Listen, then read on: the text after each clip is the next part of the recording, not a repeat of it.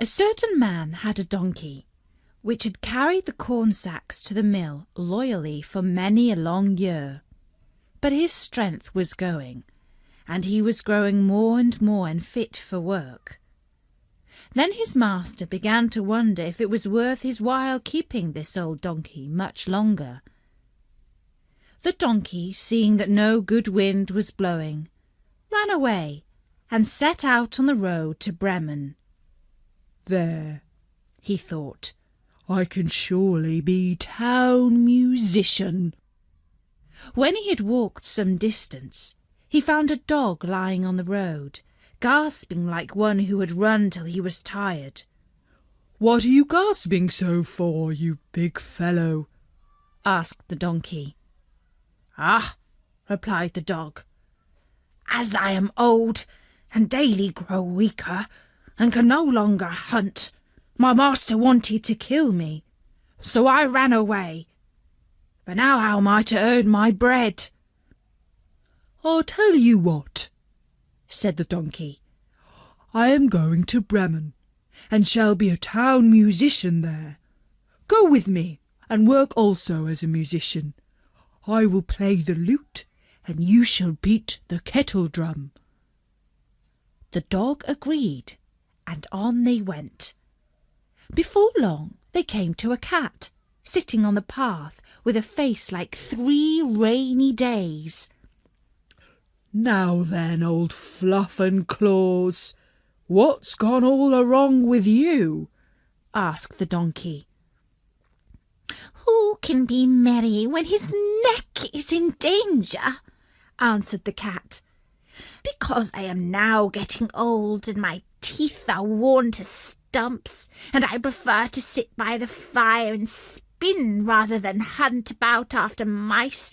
My mistress wanted to drown me, so I ran away. But now good advice is scarce. Where am I to go?" "Go with us to Bremen. You understand night music. You can be a town musician." The cat thought well of it and went with them. After this the 3 runaways came to a farmyard, where the cockerel was sitting upon the gate, cock-a-doodle-doing with all his might. "Your cock-a-doodle-doing goes through and through my skull," said the donkey. "What is the matter?" "Guests are coming for Sunday, and the housewife has no pity," said the cockerel, "and has told the cook that she intends to eat me in the soup tomorrow, and this evening I am to have my head cut off. Now I'm a cockle-doodle-doing at full pitch while I can." "Ah, you red-headed bird," said the donkey, "you had better come away with us. We are going to Bremen. You can find something better than death everywhere. You have a good voice, and if we make music together, it must have some quality." The cockerel agreed to this plan, and all 4 went together. They could not, however, reach the city of Bremen in one day, and in the evening they came to a forest where they meant to pass the night. The donkey and the dog laid themselves down under a large tree, and the cat and the cockerel settled themselves in the branches. But the cockerel flew right to the top, where he was most safe. Before he went to sleep, he called out to his companions that there must be a house not far off, for he saw a light. The donkey said, "If so, we had better get up and go on, for the shelter here is bad." The dog thought that a few bones with some good meat would do him good too. So they moved further on, and soon saw the light shine brighter and grow larger, until they came to a well-lit robber's house. The donkey, as the biggest, went to the window and looked in. "What do you see, my grey horse?" asked the cockerel. "What do I see?" answered the donkey. "A table covered with good things to eat and drink, and robbers sitting at it enjoying themselves. "That would be the sort of thing for us," said the cockerel. Yes, yes. Oh, how I wish we were there, said the donkey.